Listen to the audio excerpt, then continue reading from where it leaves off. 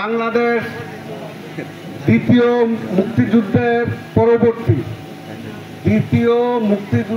পরবর্তী 53 বছর পর আমাদের আজকের মত বিনিময় সভার সম্মানিত সভাপতি সাহেব এবং উপস্থিত আমাদের বৃহত্তর অঞ্চল কলাউড়া, উত্তর কলাউড়া, দক্ষিণ কলাউড়া, রামসারগাঁও, ডালিয়া, রাঙ্গাউটি সহ আরও আশপাশের অঞ্চলের সম্মানিত মুরব্বিয়ান, বিএনপি, যুবদল, ছাত্রদল এবং আমাদের ছাত্র ভাইয়েরা সকলকে জানাই আমার আন্তরিক অভিনন্দন। আসসালামু আলাইকুম।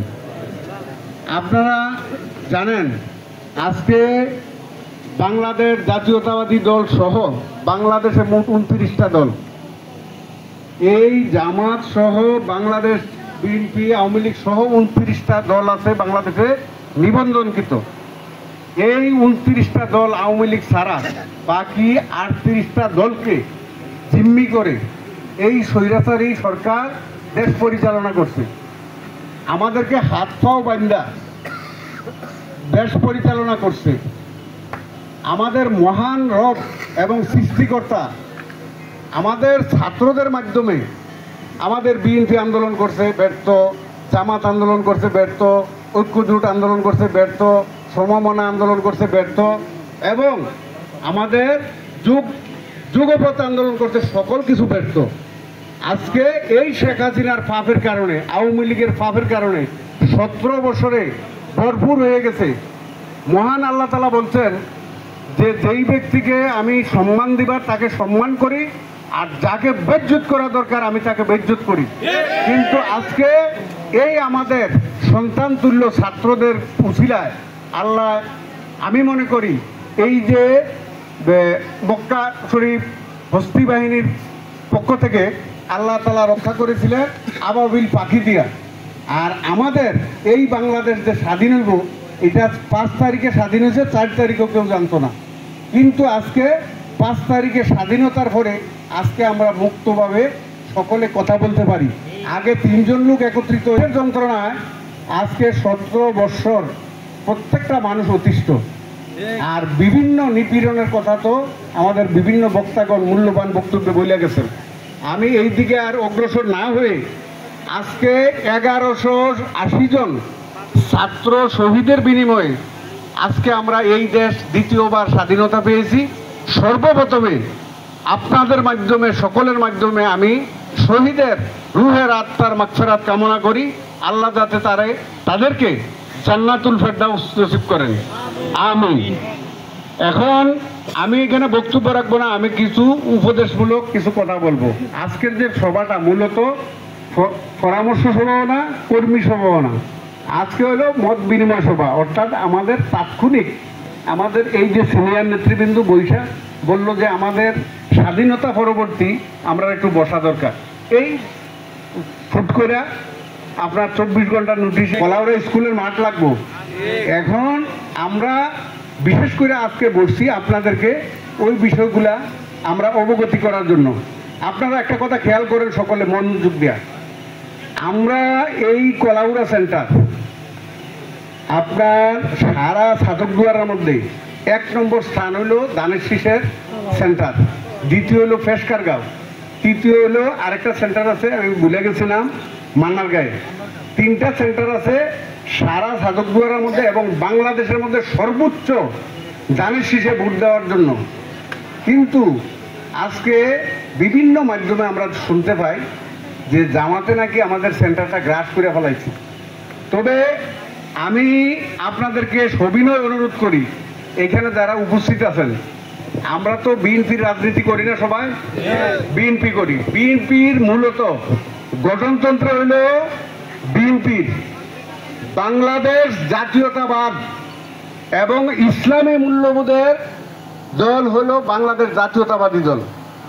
এই সর্বপ্রথম সংসদ ভবনে এই শেখ মুজিবুর রহমান জয় বাংলা লিখে গেছিল এবং আপনার কোনো কিছু আছিল না। আমাদের এই জিয়াউর রহমান সংসদে আইসা বিসমিল্লাহির রহমানির রহিম অন্তর্ভুক্ত করছে, সংবিধানে বিসমিল্লাহির রহমানির রহিম অন্তর্ভুক্ত করছে। এই বাংলাদেশ উনি বলছে বাংলাদেশ ইসলামী মূল্যবোধ, সাথে থাকবো ইসলামী ভাবগাম্ভীর্য, প্রত্যেকে ইসলামের মনোভাব নিয়ে চলতে হইব। এটার নাম হলো বিএনপি। এটা আমাদেরকে বলে মধ্যমপন্থা ইসলামী দেশ, মধ্যমপন্থা, অর্থাৎ আমরা ইসলামের বাইরে না। কিন্তু আমি বিশেষ করে আজকে আমার নেওয়ার ভাইয়ের বক্তব্যে অনেকগুলাই বুঝাই গেছেন, আমি আর এগুলা রিপিট করতে চাই না। আমরা যারা এখানে উপস্থিত আছি, গিয়া দেখেন কেউর বাড়ি ঠিক নাই। ওই যে জামাতের প্রোগ্রামও যায়, গিয়া তারা মনে করেন যে তাদেরকে ব্রেইন ওয়াশ করে, ব্রেইন ওয়াশ অর্থাৎ হলো তাদেরকে বুঝায় যে তোমরা আল্লাহ রাস্তা ভোটদান করো, আর আখেরাতে কাল কিয়ামতের দিন আল্লাহ তাআলা এই ভোটের হিসাবও নিব। কিন্তু আমার অনুমতি ছাড়া যে আমার বউ গেল এইটারও হিসাব কে নিব? কিন্তু আপনারা প্রত্যেকে গড় ঠিক করেন, প্রত্যেকে গড় ঠিক করেন, প্রত্যেকের গড় ভেজাল। আমি যে কোনো বিএনপির একটা ফ্যামিলির সাথে আলাপ করছি, কিন্তু দেখা গেছে কট্টুর হয়ে রয়েছে। আপনারা এগুলারে দূরের থেকে সরান, যার কারণে জামাত এই যে ফাঁসাগুলি মারে যে আমরা কলাবুরা সেন্টারে ফাঁস করবো, এটা কি সম্ভব কোনোদিন? আর আমরা কি হইতে দিব? আচ্ছা, যদি হইতে না দেয় আমরা ঘরে ঘরে কাজ করতে হইব। আমাদের আজকে মত বিনিময় সভা আমরা সংক্ষিপ্ত আকারে একত্রিত হয়েছি। আমাদের বিভিন্ন বক্তা এখন বইলা গেছে আমরা একটা ডেট করবো, 2টাতে শুরু করবো, রাত 2টা বাজলেও আমরা শেষ করবো। কিন্তু তখন আলোচনা করবো, যেহেতু অনেক ভাই বান্ধব কর্মী নেতা সবাই জানে না, যার কারণে আমাদের উপস্থিতি পাড়াইয়া সুন্দর সমাবেশ সভা, কর্মী সভা করবো। আরেকটা জিনিস আপনাদেরকে বলি, তো 91 সালে তাদের সাথে আমরা জুট করছিলাম, 60টা সিট পাইছিল তারা, 60টা সিট নিয়ে আমাদের সরকার গঠন হয়েছিল জামাতে। এবং 96 সালে তারা আমাদের সাথে জুট ছিল। এবং না, 96-তে আওয়ামী লীগের আন্দোলন করে ক্ষমতাতে নামাইছে 3 মাস পরে।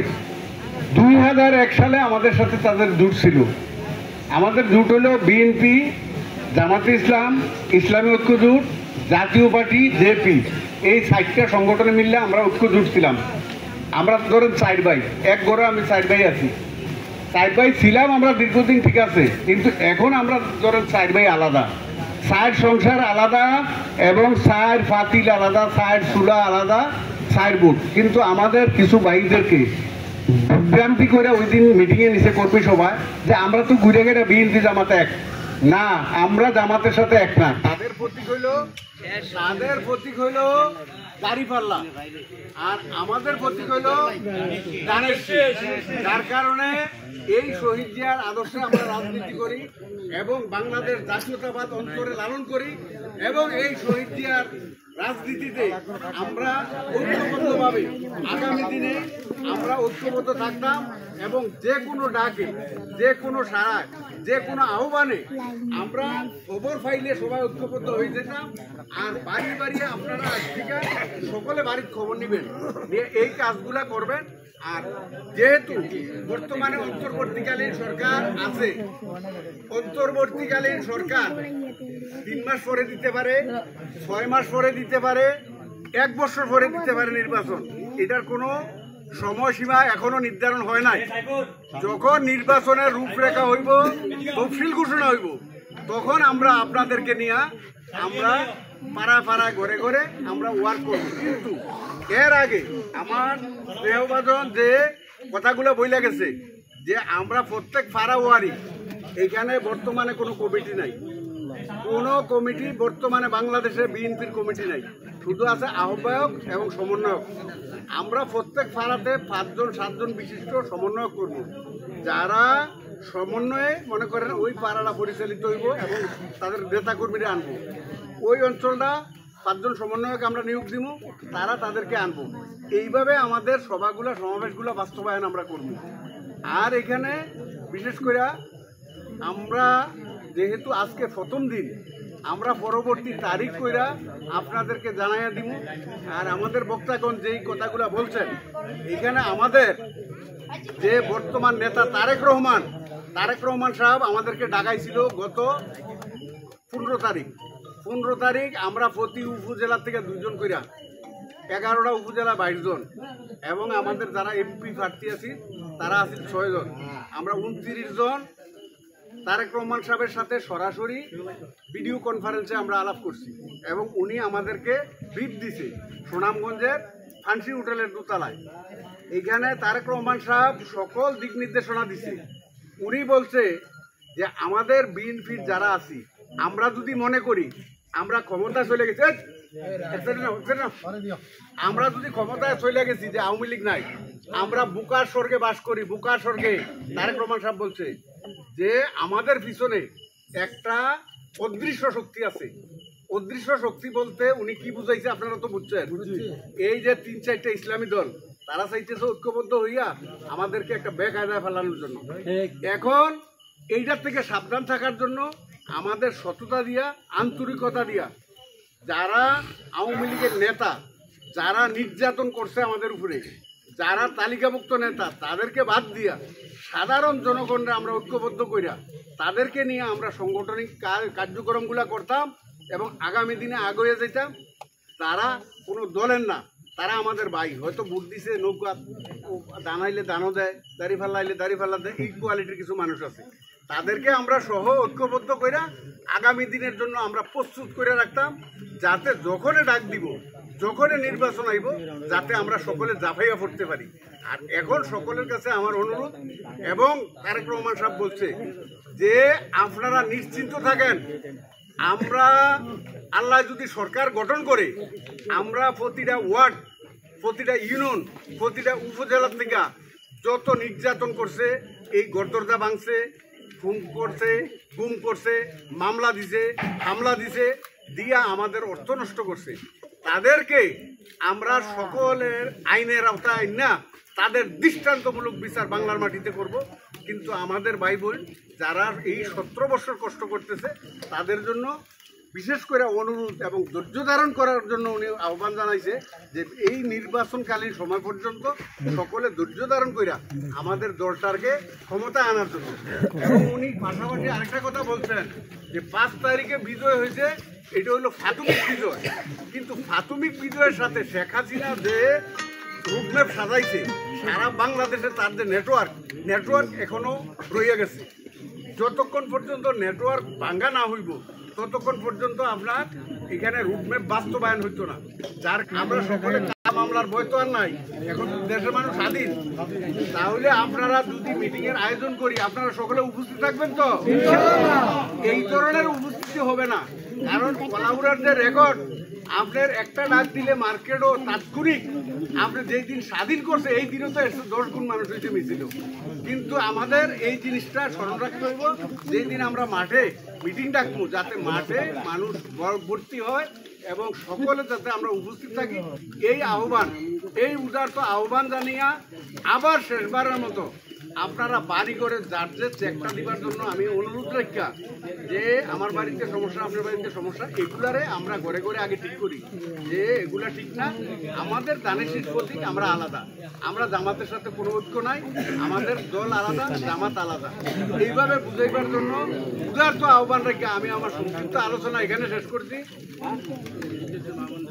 আচ্ছা, আর কলাউড়াতে বিশেষ করে নির্যাতিত যে মা বোন আছে এবং আমাদের 57টা গড়দরজা ভাঙছে, এগুলো আমাদের তালিকা আছে।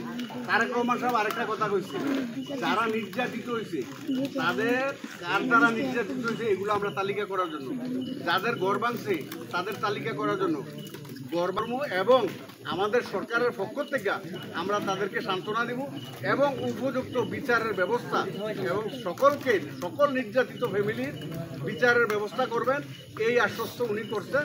এই আশাবাদ ব্যক্ত রেখে আর আমরা বাংলাদেশ জাতীয়তাবাদী দল বিএনপিকে বুকে ধারণ করে আমরা আগামী দিনে এগিয়ে যাই, এই কথা বলে আমি আমার সংক্ষিপ্ত আলোচনা এখানে শেষ করছি। খুদা হাফেজ। বাংলাদেশ জিন্দাবাদ, জিন্দাবাদ।